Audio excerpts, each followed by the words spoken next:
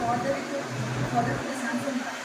ఆ సన్స్కి ఇద్దరికి ఒక టార్గెట్ ఇచ్చాడు వాళ్ళ ఫాదర్. ఏం టార్గెట్?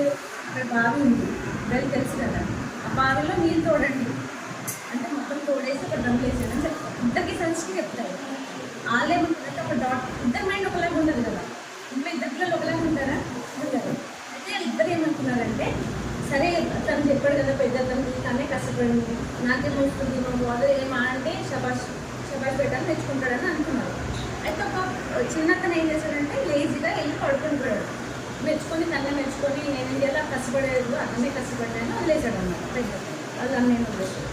వాళ్ళని ఏం చేశాడంటే, డాడీ చెప్పింది ఏంటని ఫస్ట్ రెస్పెక్ట్ ఇచ్చి మేడం అన్నట్టు రెస్పెక్ట్ ఇచ్చి విన్నాడు, మర్యాద ఇచ్చాడు. ఆ మర్యాద ఇచ్చి విని ఏం చేశాడంటే తోడాడు, అన్ని నీళ్ళన్నీ తోడాడు.